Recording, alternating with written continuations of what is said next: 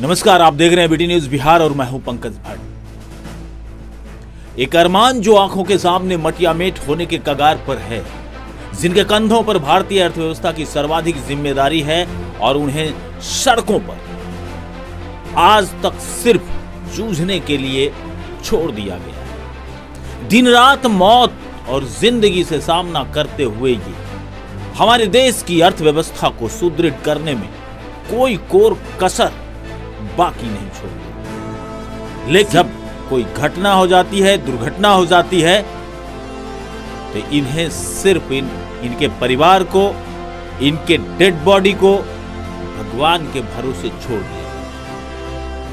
जी मैं बात कर रहा हूं देश के 50 लाख से ज्यादा की संख्या में काम कर रहे ट्रक चालकों। मैं उन ट्रक चालकों के विषय में सरकार का ध्यान इस तरफ आकृष्ट करना चाहता हूं, ध्यान दिलाना चाहता हूं कि इन ट्रक चालकों की विधि व्यवस्था कब सुधरेगी, कब बनेगी इनके लिए हमारे देश में कोई नियम और कानून, कब कोई इनका ड्राइवर के लिए कोई आयोग का गठन किया जाएगा। जिस देश में सेना के लिए दिलो जान लुटाते हों, जहां की जनता दिलो जान से अपने देश की सेना को प्यार करती हो, राष्ट्रवाद का नारा देती हो,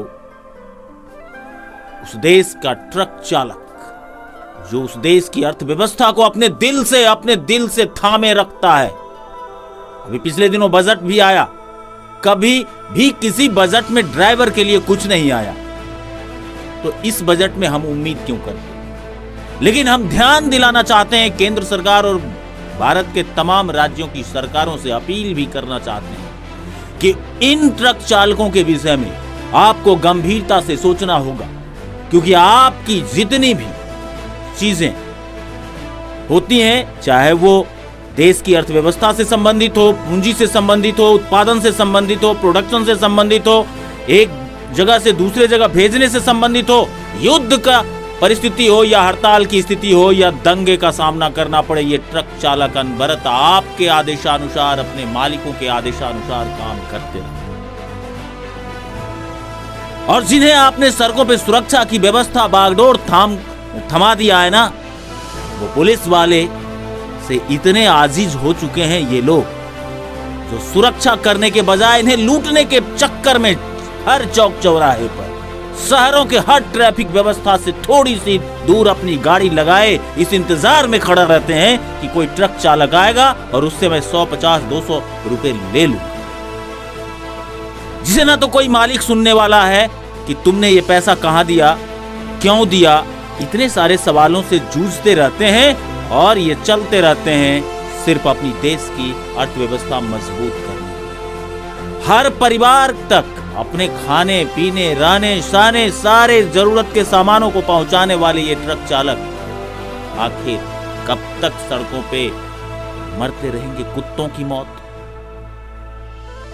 बिल्कुल ये नाजायज है, और इस लोकतांत्रिक देश में अगर इस तरीके का बात हो रहा है तो निश्चय ये गंभीर मसला है। और इस मसले को मुझे लगता है कि केंद्र सरकार को इस पर विचार अविलंब करनी चाहिए और एक ड्राइवर आयोग का विधि सम्मत निर्माण करके इनकी सुरक्षा के लिए कदम उठाने चाहिए।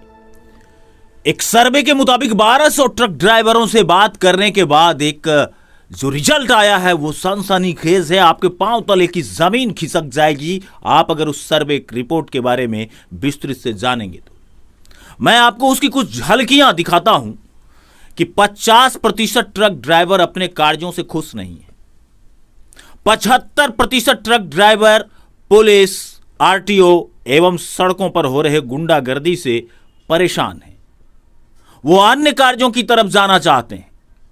और 40% से ज्यादा ट्रक ड्राइवर की सेहत भी खराब है।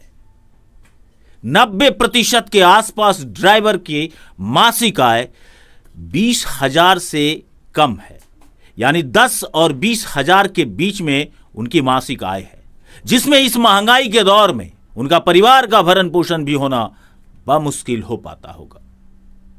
25% ट्रक ड्राइवर एक्सीडेंट की संभावनाओं को देखते हुए कार्य से संतुष्ट नहीं हैं और उनके काम की कोई निश्चित समय सीमा नहीं होने के वजह से से अब वो दूसरे कामों में जाने की इच्छा जता रहे हैं।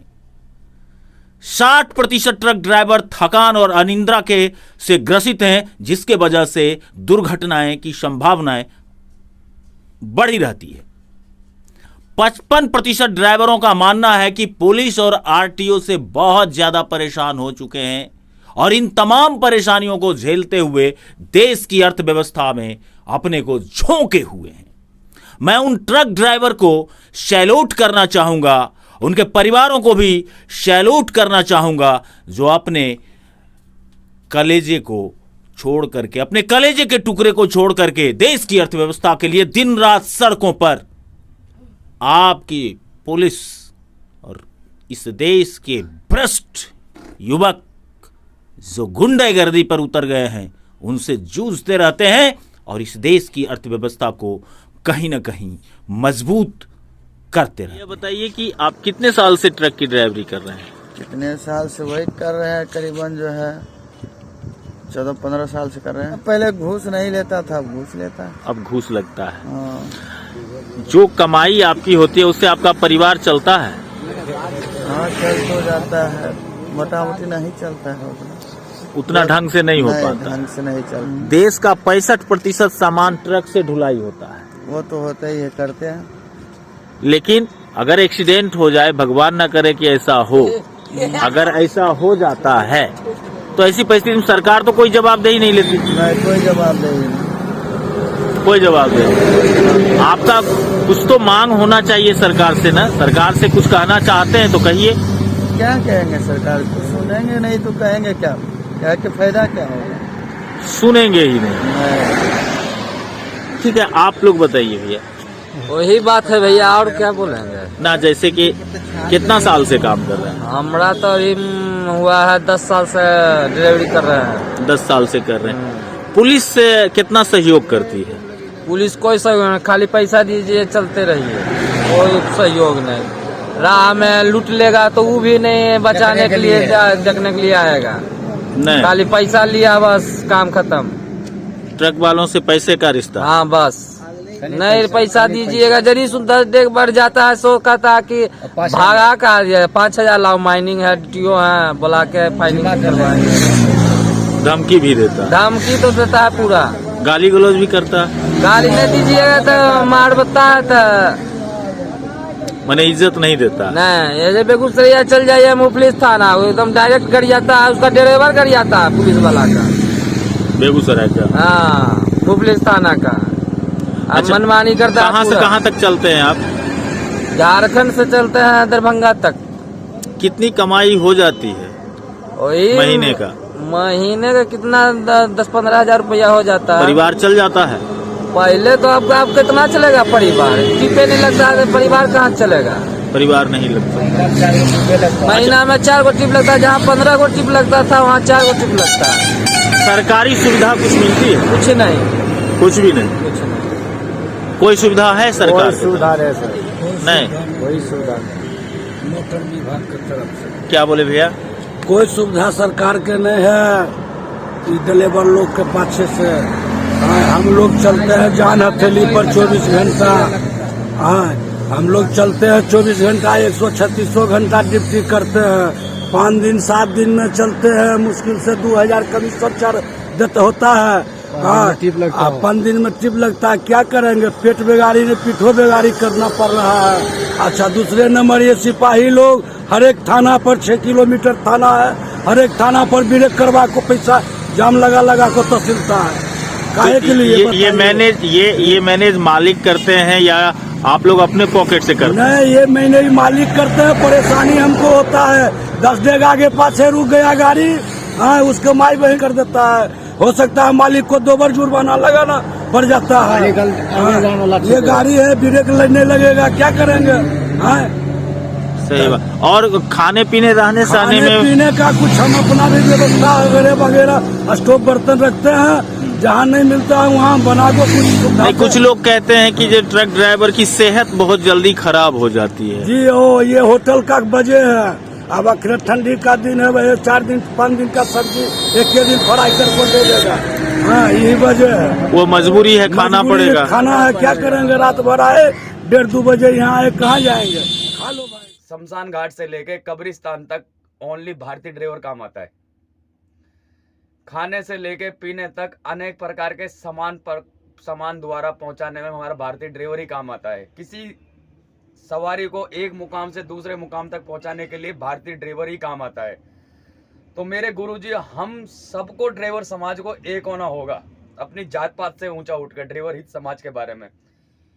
हमें ना बनना हिंदू, ना बनना मुस्लिम, ना बनना जैन, ना बनना ईसाई, हमें तो एक भारतीय ड्राइवर बनना है। तो अपने हक और अधिकार के लिए आवाज उठाए गुरुजियों, क्योंकि भविष्य में ड्राइवर समाज बहुत पीछे जा चुका है। तो मेरे हर एक ड्राइवर भाई का फर्ज है, मेरे भाइयों, हर किसी को जागरूक करे और संगठित होकर रहे, मिलजुल के रहे।